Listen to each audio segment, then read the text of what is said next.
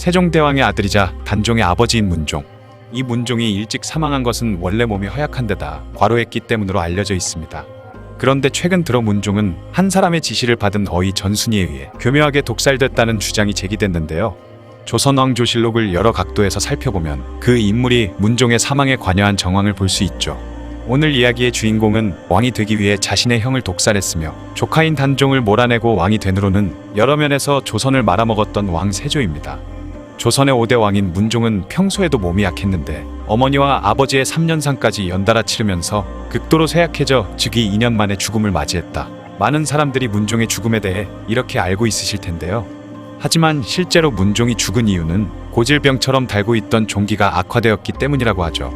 실제로 조선왕조실록을 잘 살펴보면 수양대군이 문종의 종기를 악화시켜 사망하도록 관여했다는 정황이 여러 면에서 나타납니다.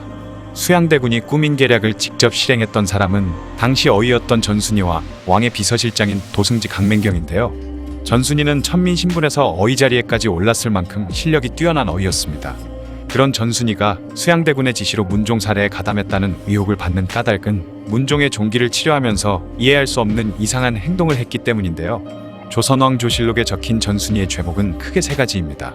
첫 번째는 종기가 도진 문종이 무리하게 활동하도록 내버려둔 것인데요. 원래 종기가 있는 환자는 움직이는 것을 최대한 금지해야 하는데 전순이는 문종의 종기를 살피고는 해롭지 않다라고 말하며 문종이 사신을 접대하게 하고 관사하게 하는 등 몸을 움직이는 것을 보고도 전혀 말리지 않았습니다. 두 번째는 고름이 생기지 않은 종기를 고의로 건드려 증상을 악화시켰다는 점인데요. 종기에 고름이 생겼을 때는 침을 써서 고름을 빼지만 초기에 건드리면 도리어 증상이 악화되고 염증이 심해진다고 합니다. 그런데도 전순이는 이런 기초 지식을 모두 무시하면서까지 문종에게 비상식적인 처방을 한 것이죠.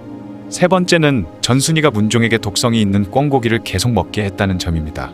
꿩은 독성이 강한 바나라는 풀을 자주 먹는데 문종처럼 종기가 있는 경우 바나를 먹은 꿩고기가 치명적일 수 있다고 하는데요.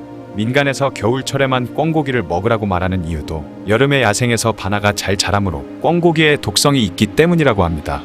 이런 내용을 잘 알고 있을 전순이가 이를 무시하고 문종에게 계속 꿩고기를 섭취하게 했다는 것은 고의가 아니라면 있을 수 없는 처방이라는 것이죠. 이 모든 일에 배후에 수양대군이 있다고 의심받은 이유는 바로 조선왕조실록에 남아있는 기록 때문인데요. 당시 왕의 비서실장이었던 도승지 강맹경은 왕의 치료에 관한 모든 일을 수양대군의 명을 받아 의정부에 고한 후 시행했다는 기록이 남아있습니다. 문종을 치료하는 모든 과정을 수양대군이 주도했다는 이야기죠. 결국 지병이 악화된 문종은 세상을 떠나게 되었고 아들인 단종이 뒤를 이어 12살의 어린 나이로 조선의 왕이 됩니다. 원래 어이는 왕이 사망할 경우 큰 벌을 받는 게 일반적이었으나 의관 전순이는 작은 형벌에 그쳤다가 다시 복귀하게 되죠.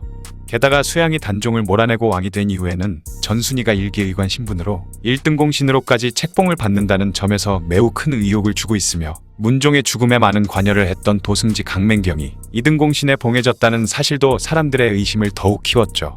자신의 형이 죽는데 가장 큰 역할을 한 두 사람을 나란히 공신에 임명하는 것은 너무나도 이해하기 어려운 처사였기 때문인데요.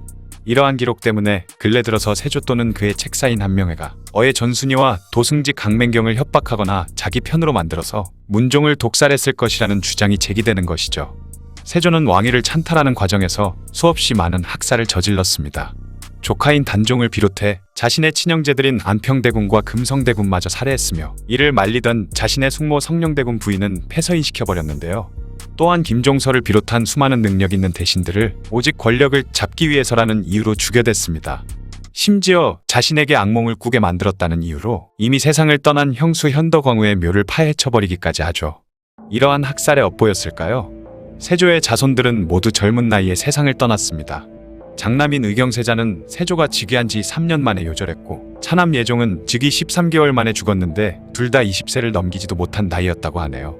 증손자인 연산군은 폐위당하면서 30세에 비참한 죽음을 맞았고 고손자인 인종 또한 30세에 요절하게 되죠. 결국 고대하던 왕의 자리에는 오르게 됐지만 정상적인 방법이 아닌 쿠데타를 일으켜 즉위했기 때문에 세조에게는 정통성이 너무나도 부족했습니다. 그러다 보니 지나치게 공신들에게 의존하는 정치를 펼칠 수밖에 없었고 결국 세조대의 조선은 공신들의 무법천지가 돼버렸죠. 남의 재산을 빼앗고 온갖 횡포를 일삼아도 처벌받는 공신은 없었고 오히려 자신들을 조금이라도 비판하거나 반대하는 사람이 보이면 가차없이 죽여버렸습니다.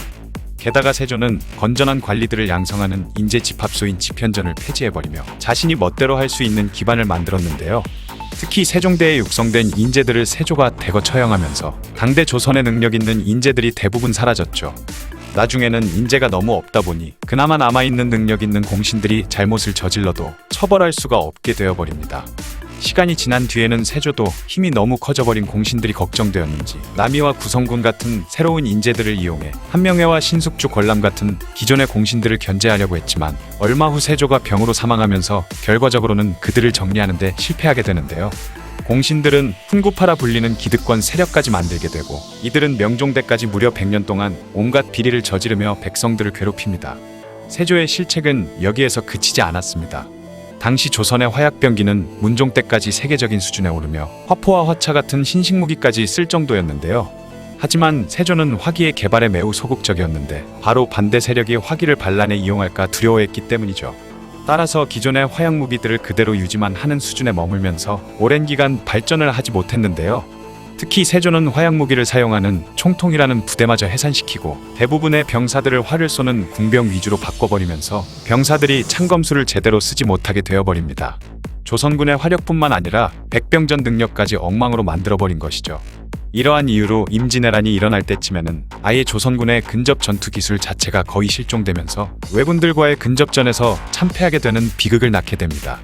게다가 세조는 지금의 부사관에 해당하는 갑사라는 군계급을 없애버렸는데요. 말단 부대를 통제하고 지휘할 부사관이 없으니 전투가 벌어졌을 때 장군이나 장교가 전사하게 되면 부대가 순식간에 엉망이 되어버렸죠.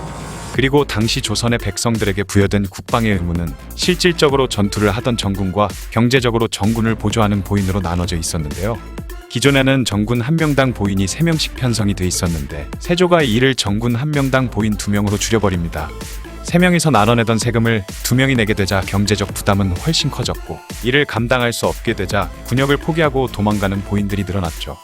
경제적인 지원이 사라지자 정군들 또한 제대로 기능을 수행할 수 없게 되어버렸고 임진왜란이 시작된 시기에는 조선에 제대로 된 군인층이 거의 없는 수준이었다고 하네요. 사실상 세조 하나 때문에 후대의 왕이나 신하들 그리고 수많은 백성들까지 오래도록 고통받게 된 것이죠. 자신의 욕심 때문에 세종 못지않은 성군이 될 수 있었던 형을 독살해버리면서 역사상 최고의 황금기를 맞을 수 있었던 조선을 박살내버린 왕 세조의 이야기였습니다. 영상을 봐주셔서 감사합니다. 더 재미있고 유익한 영상으로 다시 찾아뵙겠습니다. 구독과 좋아요 꾹 눌러주시고 댓글도 부탁드려요.